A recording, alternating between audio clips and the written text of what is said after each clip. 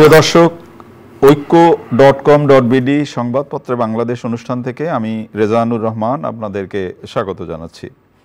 বিভিন্ন জাতীয় দৈনিকে প্রকাশিত খবরের বিশ্লেষণ নিয়ে আমাদের আজকের এই অনুষ্ঠানে অতিথি হিসেবে উপস্থিত আছেন দৈনিক যুগান্তরের চিফ রিপোর্টার মাসুদ করিম। কেমন আছেন? আলহামদুলিল্লাহ, ভালো আছি, ধন্যবাদ। আশা করি আপনিও ভালো। আপনাকে ধন্যবাদ। পত্রপত্রিকায় প্রকাশিত কয়েকটা গুরুত্বপূর্ণ শিরোনাম আমি আপনাকে পড়ে শোনাতে চাই, তারপর আমরা আলোচনায় যেতে চাই। প্রথম আলোর শিরোনাম, করের ছাড় কম, চাপ বেশি। গ্যাস কয়লার অভাবে লোডশেডিং বাড়ছে, বাংলাদেশে ঋণমান কমিয়েছে মুডিস। ফেডারেশন কাপ সাদা কালোদের রঙিন সন্ধ্যা। সমকালের শিরোনাম, ডলার সংকটে ধুঁকছে বিদ্যুৎ জ্বালানি খাত, বাংলাদেশে ঋণমান কমালো মুডিস। কালের কণ্ঠের শিরোনাম, প্রত্যাশা পূরণের চাপে বাজেট। ফেডারেশন কাপ ফুটবলের রোমান্স ফেরালো মোহামেডান। মার্চের তুলনায় মে মাসে ডেঙ্গু রোগী 8.5 গুণ বেড়েছে। ঢাকায় মার্কিন রাষ্ট্রদূত, অবাধ সুষ্ঠু নির্বাচনে সহযোগিতা করলে ভয়ের কিছু নেই।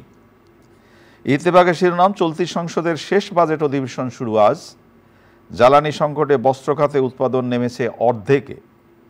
বাংলাদেশ প্রতিদিনের শিরোনাম, পেশাভিত্তিক প্রশিক্ষণের নির্দেশ রাষ্ট্রপতির। সংসদ ভাঙলেও বহাল থাকবে সরকার, নির্বাচনকালীন সরকার নিয়ে আইনজ্ঞদের অভিমত। মানবজমিনের শিরোনাম, নতুন ভিসা নীতি নিয়ে সাধারণের ভয়ের কিছু নেই। সেপ্টেম্বর থেকে ইইউভুক্ত দেশগুলোর হেভিওয়েট নেতারা বাংলাদেশে আসবেন না। আমাদের সময় শিরোনাম, নির্বাচনী বছরে জোর সামাজিক নিরাপত্তায়। হাইকোর্টেও বিএনপি নেতা টুকু আমানের সাজা বহাল। ডক্টর ইউনূস সহ 13 জনের বিরুদ্ধে দুদকের মামলা। প্রতিদিনের বাংলাদেশের শিরোনাম, বড় ঘাটতি বাড়াবে মূল্যস্ফীতি। আইইউটির সমাবর্তনে প্রধানমন্ত্রী, মুসলমানদের পিছিয়ে পড়ার কারণ বিশ্লেষণ প্রয়োজন।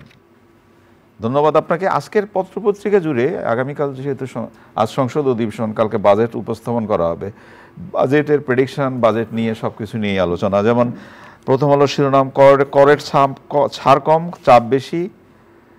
ইত্তেফাকের শিরোনাম, স্মার্ট বাংলাদেশ গড়ার রূপরেখা থাকছে বাজেটে। 7,61,785 কোটি টাকার বাজেট। ধন্যবাদ। আমি যেটা বলবো, যেটা একটা বার্ষিক ইভেন্ট, এইবারের বাজেটটা একটু আর্লি করা হচ্ছে। সাধারণত জুনের 10 তারিখে দেওয়া হয়, কিন্তু এবার 1 তারিখে দেওয়া হচ্ছে। মনে হয় যে তারা ঈদের আগেই বাজেটটা পাস করাতে চাচ্ছেন, যেহেতু ঈদের একটা ইভেন্ট আছে। আর এই বাজেটটার একটা বিশেষ দিক এটা হলো, এমন একটা সময় বাজেটটা হচ্ছে যেখানে আমাদের জাতীয় সংসদ নির্বাচন সামনে আছে, আবার এই একটা বৈশ্বিক একটা অর্থনৈতিক সংকট চলমান আছে, বিশেষ করে যুদ্ধের কারণে, ইউক্রেনে এই রাশিয়ান যুদ্ধের কারণে, এই সমস্ত কারণে যে মুদ্রার যে একটা মুদ্রাস্ফীতি, অস্থিতিশীলতা এর মধ্যে হচ্ছে। এর মধ্যে আরেকটা দিক সবচেয়ে বেশি গুরুত্ব পাচ্ছে, সেটা হলো আমাদের এই সময়ে ক্রাইসিস মেটানোর জন্য আইএমএফের কাছ থেকে ঋণ নেওয়া হচ্ছে। সেই কারণে আইএমএফ কিছু শর্ত আরোপ করেছে, যে শর্তগুলি এই বাজেটটার মধ্যে প্রতিফলিত হচ্ছে বলেই দেখা যাচ্ছে যে এখানে কোনো ভর্তুকির সংখ্যাটা অনেকখানি কমে গেছে। বেশিরভাগ জোর দেওয়া হচ্ছে কর বেশি আদায় করা মানুষের কাছ থেকে।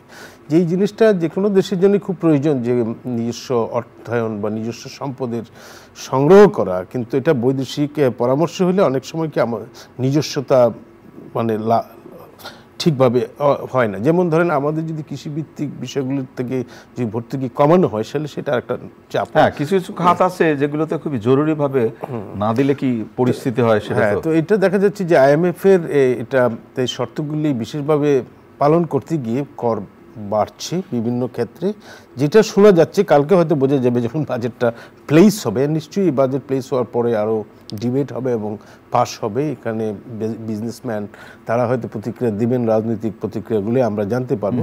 কিন্তু এখন পর্যন্ত যেটা শোনা যাচ্ছে যে সেখানে ট্যাক্সেশনটা মিডল ক্লাসের উপর বেশি দেওয়া হচ্ছে।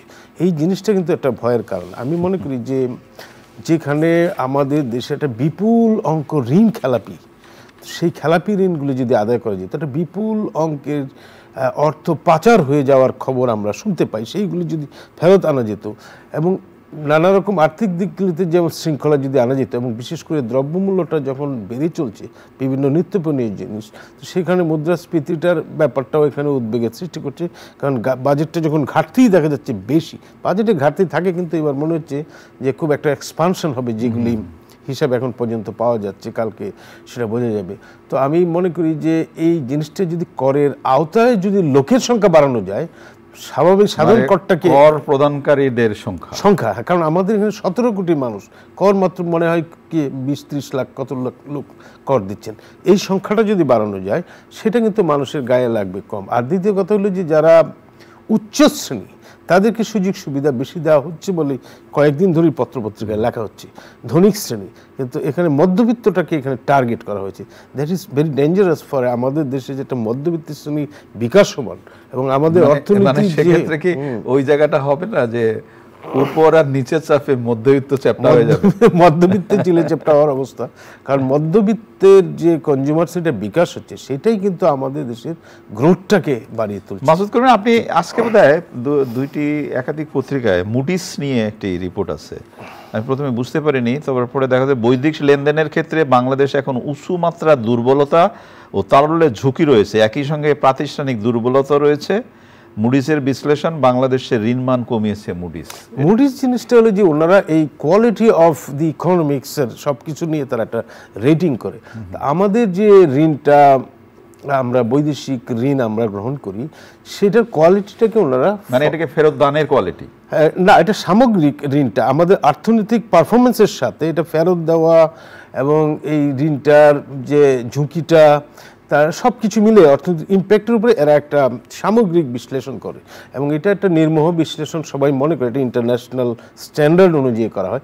সেই দিক থেকে যদি এরা কোয়ালিটি আমাদের রেটিং নিচে নামিয়ে থাকে সেটা আমাদের জন্য পজিটিভ কোনো খবর না, নেগেটিভ খবর। তো আমি মনে করি যে এই জায়গায় আমাদের এই যে যেই জিনিসগুলির শৃঙ্খলা যদি আনা যায়, যে মুদ্রা নীতিগুলিকে প্র্যাগমেটিক করা, যদি আমরা ঋণ খেলাপির সংস্কৃতি থেকে বেরোতে পারি, জবাবদিহিতার স্বচ্ছতা বাড়ানো যায়, যদি আমরা আর্থিক পাচার কমাতে পারি, যদি আমরা করের আওতাটা এমনভাবে বৃদ্ধি করতে পারি যাতে সাধারণ মানুষের উপর ইম্প্যাক্টটা কম পড়ে, তাহলে আমাদের এই যে বিকাশমান মধ্যবিত্ত শ্রেণী যেটা আমাদের কন্টিনিউয়াস গ্রোথকে ধরে রাখে সেই জায়গাটার মধ্যে ইম্প্যাক্টটা কম হবে। তো আমি মনে করি এই যে বাজেটটা যখন প্রণয়ন করা হচ্ছে, এবার অবশ্যই নির্বাচনী বছরে সাধারণত অ্যালোকেশনের সংখ্যাটা বেশি দেওয়া হয়, তো এই বছর ডেফিনেটলি খরচ কমানোর চিন্তা ভাবনা সরকারের থাকবে, কারণ যেহেতু IMF এর শর্ত এখানে রয়ে গেছে। সুতরাং সাধারণভাবে নির্বাচনী বছরে যে ধরনের বাজেট থাকে এটা একটু ডিফারেন্ট হবে বিকজ অফ দি গ্লোবাল আর্থিক সিচুয়েশন। যেমন মহামারীটা আমরা কিন্তু রিকভার করেছি বেশ ভালোভাবে, কিন্তু আমরা এই যুদ্ধটাকে রিকভার করতে পারতেছি না, কারণ ডলারের এখানে ক্রাইসিসটা দেখা দিচ্ছে। কারণ দেখা যাচ্ছে ফেডারেল রিজার্ভের ডলার ইন্টারেস্ট রেট হাই করছে, যে কারণে মানুষ সব ডলারে ইনভেস্টমেন্ট করছে গ্লোবাল, যে কারণে এটা রেটটা বেড়ে যাচ্ছে। তো আমি মনে করি যে এই সমস্ত ক্ষেত্রে নিশ্চয়ই আর্থিক শৃঙ্খলা কিভাবে আনা যায়, বিশেষ করে আমাদের নিজস্ব মানে সরকারের ব্যয়টা কমানো যায়, সরকারের মানে ব্যাংক ব্যবস্থা থেকে ঋণটা কমানো যায়, এই সমস্ত নানা রকম হিসাব নিকাশ করে নিশ্চয়ই করা হবে এবং এই ব্যাপারে ডিবেট হবে, আলাপ আলোচনা হবে, রাজনৈতিক বিশ্লেষণ হবে এবং তার পরিপ্রেক্ষিতে বিশেষ করে প্রাইম মিনিস্টার যেটা বলছেন যে নিজস্ব উৎপাদনটা বাড়ানো, প্রতিটা ইঞ্চিতে যাতে আমাদের উৎপাদন যত বাড়ানো যায়, তাইলে মনে হয় এই জিনিসটা আমরা অতিক্রম করতে পারবো, কারণ এর আগে আর্থিক সংকট মোকাবেলার অভিজ্ঞতা বাংলাদেশের আছে। অনেক ধন্যবাদ আপনাকে। আজকে মাননীয় প্রধানমন্ত্রীর একটি শিরোনাম পড়ি আপনাকে, সন্তানদের শিক্ষায় বিনিয়োগ বাড়ান, এবং তিনি বলেছেন যে মুসলমানরা শিক্ষায় কেন অনগ্রসর সেটা ভেবে দেখার কথা বলেছেন, এবং একই সাথে মহামান্য রাষ্ট্রপতি পেশাভিত্তিক প্রশিক্ষণের নির্দেশ দিয়েছেন। উনি ঠিকই বলেছেন যে মুসলমানদের কালকে বোধহয় এই যে ইসলামিক যে ইউনিভার্সিটি যেটা IIT যেটা ওআইসি পরিচালিত এবং ওআইসি মহাসচিব নিজেও এখানে অংশগ্রহণ করার কথা প্রতিবেদন করেছেন। তো সেই দিক থেকে প্রাইম মিনিস্টার সেখানে চিফ গেস্ট হিসেবে এটা ওখানে ছিলেন। তো সেখানে উনি ঠিকই বলেছেন যে আজকে মুসলমানরা পিছিয়ে কেন। আমরা যদি অতীতের দিকে তাকাই তাহলে মুসলমানরাই কিন্তু অনেক বেশি অগ্রসর ছিল, কিন্তু আজকে ক্রমশ পশ্চিমের দিকে চলে যাচ্ছে। এখানকার যে শিক্ষা দীক্ষার বিনিয়োগটা কম। আমি বলবো যে শিক্ষায়, বিশেষ করে বিজ্ঞানে, বিশেষ করে অগ্রগতির ক্ষেত্রে টেকনোলজি, প্রধানমন্ত্রী বিজ্ঞানের উপর জোর দিয়েছেন এবং টেকনোলজিতে, এই সমস্ত জায়গাগুলিতে আমাদের মুসলমান সমাজে ইনভেস্টমেন্টটা কম। এখানে ধর্মীয় গোঁড়ামি, সন্ত্রাস, জঙ্গিবাদ এই সমস্তগুলিকে বেশি প্রাধান্য দেয়া চলে যাচ্ছে। তো সেই জায়গায় আমার মনে হয় যে মুসলিম লিডার্স যারা ওআইসিতে আছেন তাদের তো একটা ইসলামিক সহযোগিতার সংস্থা, তারা একেবারে রিলাক্টেন্ট থাকলে তো হয় না।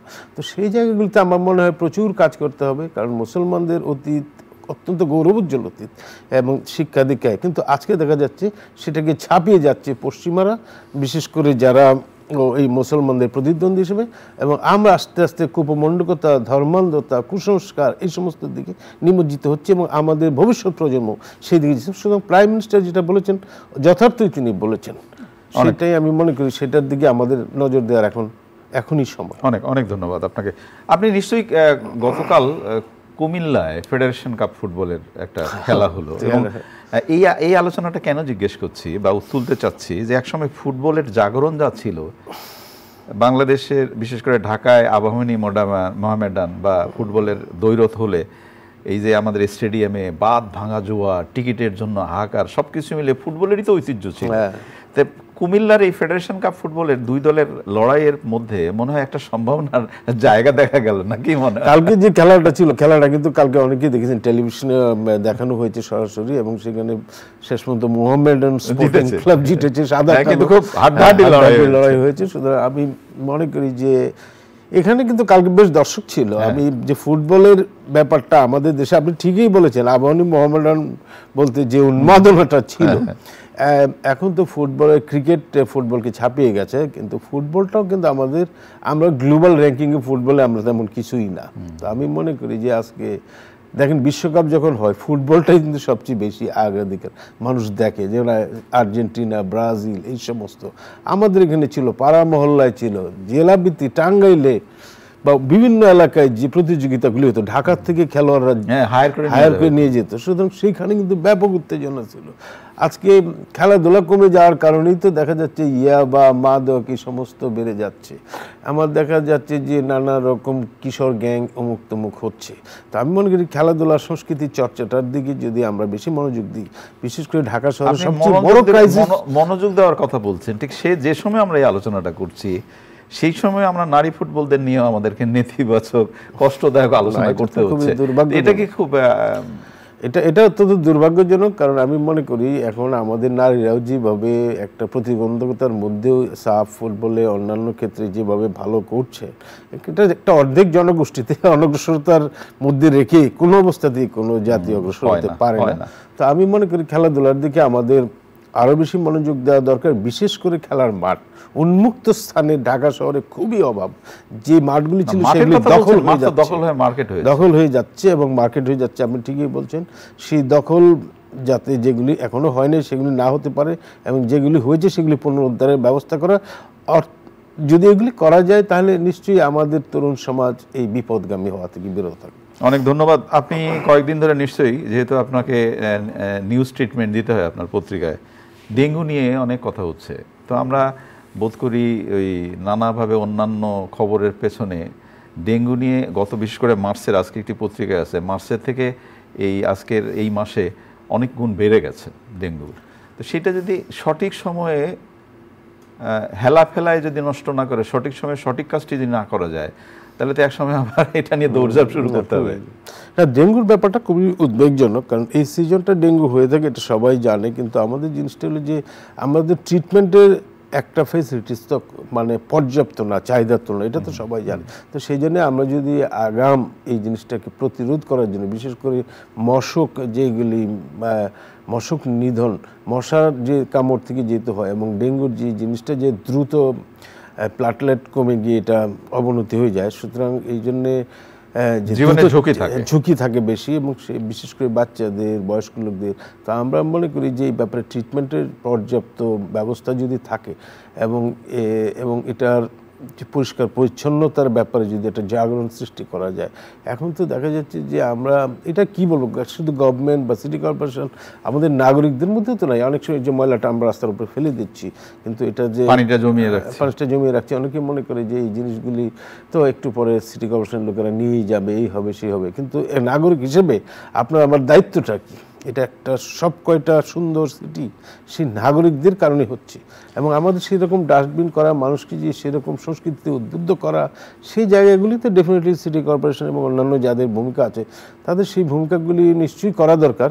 কিন্তু আমি বলবো যে নাগরিক সমাজেরও একটা সিটি, মানে বিশেষ করে জনবহুল সিটি, যেটা সবচেয়ে বিশ্বের অন্যতম জনবহুল সিটি, সেটার ম্যানেজ করার ক্ষেত্রে জনগণের সহযোগিতা ছাড়া এটা অনেক সম্ভব না। অনেক ধন্যবাদ আপনাকে। প্রিয় দর্শক, আমরা শেষে যে আলোচনাটি করলাম ডেঙ্গু পরিস্থিতি, আমার মনে হয় যে আমরা বারবারই প্রচার মাধ্যম থেকে শুরু করে বিভিন্নভাবে বলার চেষ্টা করা হয় আপনার বাড়ির ছাদে, আপনার বাড়ির পাশে টবে বেশি দিন পানি ধরে রাখার যদি থেকে যায় তাহলে এর সম্ভাবনা বা সংকট বেশি দেখা দিতে পারে।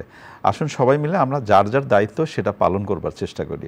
ভালো থাকবেন। আগামীকাল নিশ্চয়ই এই সময় আবার কথা হবে। খুদা হাফেজ।